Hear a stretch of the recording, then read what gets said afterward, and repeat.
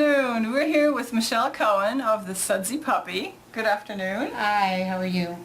Doing well. Tell us a little bit about your business right here. How long has it been around? How many employees do you have? Who do you service? Okay, so we've been here, I purchased this from another business and it became the Sudsy Puppy about a year and a half ago. And we do dog and cat grooming. And here I have about 6 employees, and in my other business, which is a dog walking business, I have 20 employees. That's fantastic. So it's been quite a step from 0 to Yes. that many people that you have to manage. Yes. What's the biggest challenge?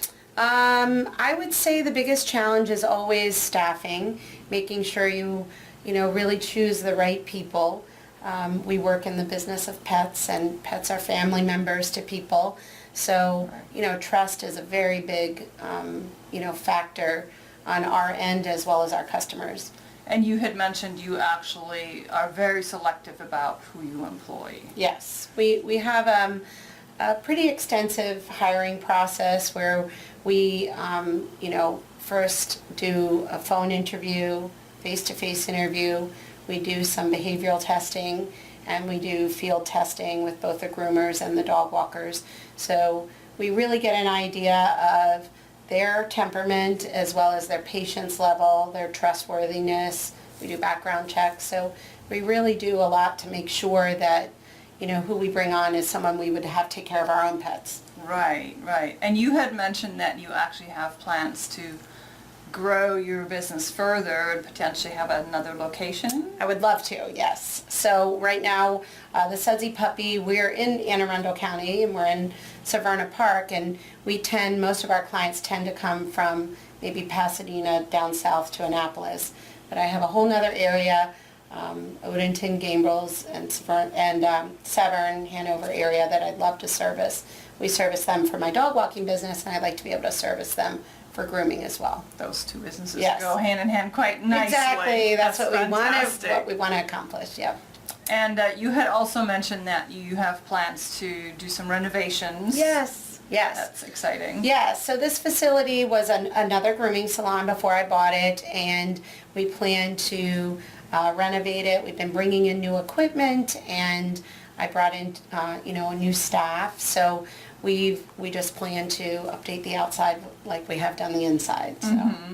And you mentioned that you also service cats. We do. We take care of cats. We do try to bring them in on their quieter days in the salon, so that to keep it nice and calm for them. Mm-hmm. So we usually try to take one a day, so that again it's more peaceful for them and they can just come in. And we get them in and out as early as possible, so that if there's a lot of barking that day, they're not as disrupted. Right. Are you planning to expand to other animals?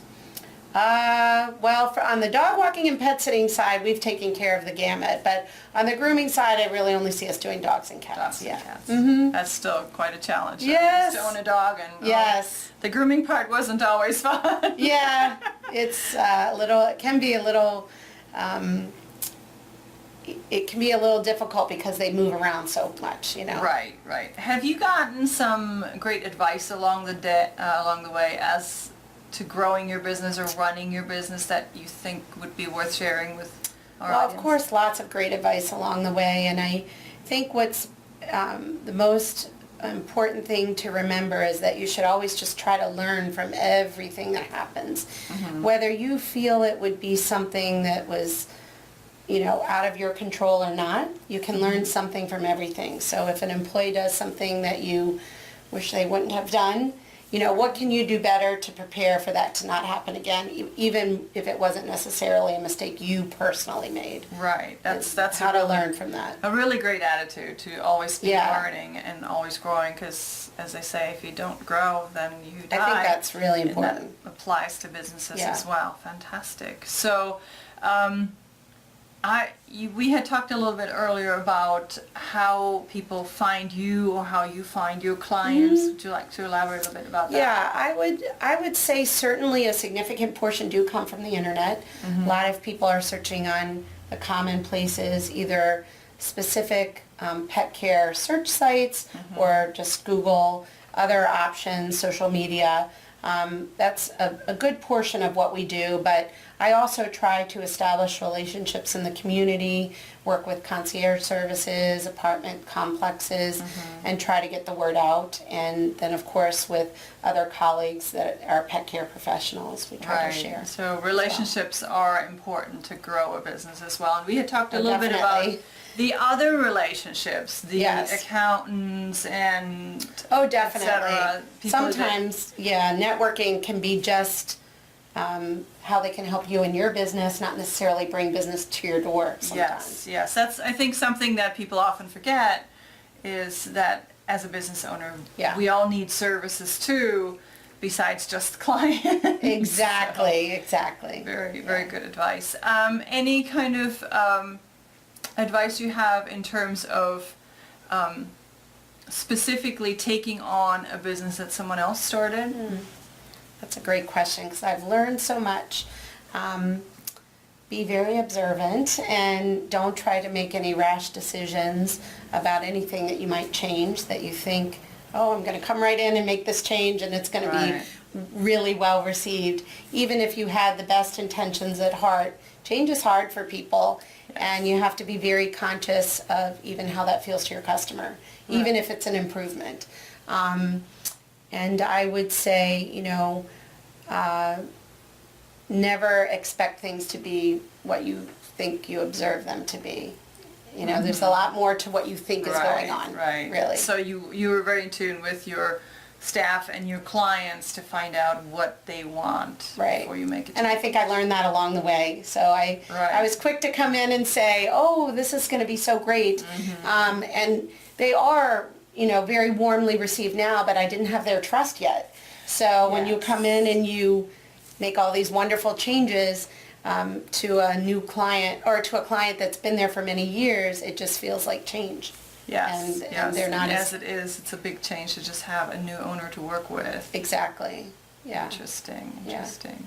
So have you read any interesting books along the way that related to business, or is it really people's advice directly more that you've I would relied on? say I definitely, a lot of my colleagues' advice. So I really sought out people who were in similar businesses as mine. And then on some occasions would seek out people who had maybe a similar business setup, but were a completely different business, because you can learn so much about staffing or how to staff or how to schedule or challenges that you might have. Right. So I would say I more spoke to other business owners. Okay, and those were mostly local, or? No, I reached out, I think a national, even having, I think people who are not your competition locally might be more apt to help you and give you advice. So for pet specific, I think I reached more nationally, and then locally for, other bits of advice. That's so. fantastic. Yeah. And now going forward, one of the challenges you mentioned is your own personal time that you're That's a big splitting one. between the two businesses. So any advice related to time management specifically? I'm still trying to learn that myself. I'm still trying to, I think like any small business owner, carve out time for myself and the balance of it all. And I feel, not that I've mastered it yet, but I feel that the answer might be establishing a very strong schedule, especially between the two businesses, and sticking to it. And especially since at least your other business runs into the weekend. Oh, yes. It's very demanding. So, I've learned that boundaries are very important. And even though you are really need to be there for your clients, you also do need to have some boundaries. And I'm really learning that and trying to implement that so that, there is some off time. And your employees are giving you the chance to, and Trying, yeah. We're all trying. I mean, Right. when you do pet care and you're caring for people's pets when they're out of town and, it is not so easy just to say, oh, we're closed. Yes, So it's a bit of a absolutely. balance, and I think we're always going to be doing that. And just, what is the proper boundary? You still need to be there for your clients, but you still need to be able to, be there for yourself. So you have any big plans to spend a weekend away, or have you even been on tried. vacation in a while? I hate admitting it, but I have not. I'm working on it. I hope to go. It's probably been, honestly, years since I've taken a really long vacation, and I'm working on trying to figure out when the good downtimes will be, and again, like anything else, just scheduling it, and I'm going to stick to it. Yeah. So. Well, and the Sudsy puppy is still a relatively new Yes. venture on your part, so that's So maybe I should have thought about it. Well, you know, it all takes time. Yeah, exactly. So, what's the most rewarding part about running your own business in general and running one that deals with pets in particular? Well, I love pets. I've been, I've had dogs my whole life and cats, and I always loved taking care of them. So for that part of the business, it's really providing just true quality care that you know is what you would be happy with. So for the pet side, I would definitely say that. Just running a business in general, though, I think the most rewarding thing to be able to do about it is to be able to make decisions that you know are good decisions. I found that in my jobs in corporate America, it wasn't that I was doing something that I believed was wrong necessarily, but I didn't always really feel like it was necessarily helping the business. And sometimes the idea of doing a certain thing is, well, we've always done it that way, so we're always going to do it that way. And even if your heart of hearts, you knew, let's say, for example, this advertising never worked for the company, but yet you just really needed to keep doing it. As a business owner, you don't have to. Right. You can say, this avenue doesn't work for me. I'm sick of knocking on this door. Right. You know, this person over here gives me a lot of referrals. Instead of going over here where they never give me referrals just because I have to do it, I'm going to just go over here. You know, those types of things on really any level, being able to make the decisions that really matter and make a difference is pretty rewarding. Yes, I would agree with you on that front. And I'm sure our audience does as well. So, well, thank you so much for spending time with us this afternoon, and we wish you much success in growing your business Thank you so much. and the expansion to your new location. Okay, thank you. Great, thank you.